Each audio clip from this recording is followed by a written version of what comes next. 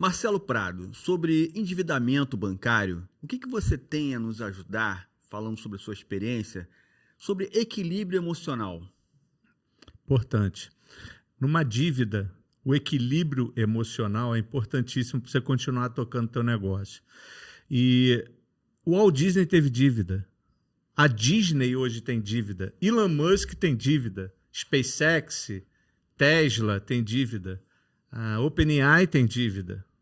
E nós vemos que muita gente, principalmente dos que não estão acostumados a ter dívida, e depois da pandemia isso se intensificou, se sentem envergonhados na maioria das vezes. E é uma vergonha que não precisa ter. Todo mundo que está empreendendo num determinado momento vai precisar de capital de terceiro. E esse capital de terceiro, ele é bom, ele não é ruim. O banco não é o teu inimigo, ou aquele que está financiando algum tipo de negócio, de transação financeira para você investir, é o teu inimigo. Não, ele é um investidor. Ele quer um pedacinho daquilo que você está ganhando. Então, quando você entende essa dinâmica de que mesmo que haja algum tipo de problema para você pagar aquilo, você tem outros artifícios de negociação, de alongamento de dívida, e que todas as empresas passam por isso e não somente você começa a ficar mais tranquilo e recobra o teu equilíbrio emocional tão importante num momento de crise financeira ou de mudança. Hoje nós passamos por uma mudança tecnológica absurda. Tudo mudou, né? Quem não mergulhou no digital hoje está tendo dificuldade para recuperar e está pegando empréstimo muitas das vezes para pagar o custo fixo, até equilibrar as coisas. Então, o equilíbrio emocional dentro de uma dívida vai muito de você entender que todo mundo tem dívida, que empresa grande tem dívida e pequena também. Se hoje todos os correntistas de uma instituição financeira determinada for buscar o seu dinheiro no banco, o banco não tem 40% do valor para reembolsar os seus correntistas. Então, até aquele que você deve, deve também. Então, quando você entende isso e fica mais equilibrado para tocar os seus negócios, para negociar as suas dívidas, vencidas ou a vencer, o jogo muda de figura. Entendi. Mas é possível identificar uma empresa endividada, se ela é saudável ou não? Tem. Existem dívidas que você contrai para investimento e existem dívidas que você contrai para manutenção da sua empresa.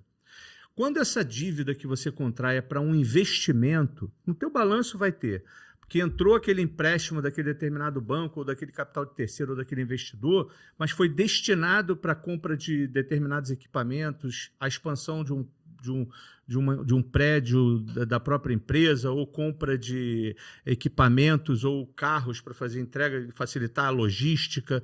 Isso é um empréstimo tomado para investimento. Mas tem também aquele empréstimo que está sendo muito tomado hoje por conta dessa dificuldade, está todo mundo passando, Selic alta, juros altos, que são os empréstimos que são tomados para o custo fixo da empresa continuar, para a empresa não morrer, não sucumbir. Esse não é um empréstimo saudável. No entanto, não se apavore, porque toda empresa já toma ou tomará um empréstimo para cobrir custo fixo. O que nós identificamos como uma empresa saudável ou não é se isso está sendo recorrente, se esses empréstimos para a cobertura de custo fixo e variável, eles estão vindo de uma maneira muito constante. Porque se isso acontecer de maneira constante, a empresa não vai segurar. Ela não vai. Se ela não tiver um equilíbrio financeiro de melhorar suas contas e fechar no azul de vez em quando, ou fechar no azul durante um período e, às vezes, fechar no vermelho, essa dívida é uma dívida muito difícil de se sair, porque é uma dívida para manutenção. Então, eu acho que a dívida, quando você contrai para investimento, ela não só é saudável, como ela também é necessária. Porque num dado momento você vai entender que para a sua empresa crescer, você tem uma grande oportunidade, por exemplo, de ampliar o seu negócio de alguma maneira, no meu caso varejista, comprar a loja do lado, pagar uma luva de um ponto de alguém que quebrou. Isso é fundamental, não só para o seu crescimento, mas também para a sua manutenção. Eu acho que quem para de crescer morre. Então, eu não acredito que você um dia vá ter esse equilíbrio de parar de crescer, não, tá bom aqui para mim, vou ficar do jeito que eu estou, porque eu não quero contrair dívida. Eu tenho certeza absoluta que a sua empresa pode sucumbir. Então, existe sim a dívida saudável, o endividamento saudável e o endividamento que não é saudável, que é aquele para você cobrir o seu custo fixo. Então, qual seria o caminho para uma empresa se livrar dessa dívida? Equilíbrio financeiro, fluxo de caixa, sentar literalmente em cima do cofre. No momento em que você faz isso, por exemplo, tem muitos empresários que fazem isso de maneira abrupta. Ele corta todas as despesas que ele pode cortar, talvez variável com um pouco mais de dificuldade, mas de despesa fixa, ele pode, de repente, mexer em alguma coisa, cortar alguma coisa, até mesmo reduzir algumas despesas variáveis com relação ao percentual de comissionamento ou de premiação da sua equipe, para, num dado momento, ele poder equilibrar as suas contas, tendo um lucro maior do que a despesa.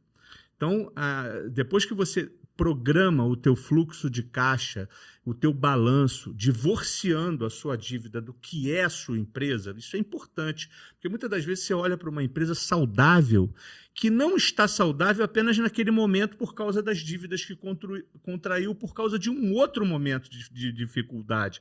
Mas se retirar aquela dívida, aquele endividamento, aquele PMT, que são as prestações que você paga daquele endividamento, você vê que a sua empresa está tendo lucro líquido saudável.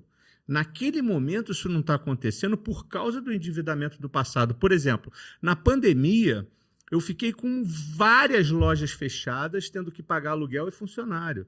Durante meses. Como eu fiz para equilibrar isso? Capital de terceiros. Então, quantas empresas não precisaram do capital de terceiros para equalizar suas compras? Por mais as suas contas, né? Por mais robusto que tivesse esse fluxo de caixa, por mais forte que tivesse o caixa dessa empresa, muitas não conseguiram levar até o final do ano de 2020, por exemplo, sem adquirir sem tomar capital de terceiro emprestado. E depois isso foi se equalizando.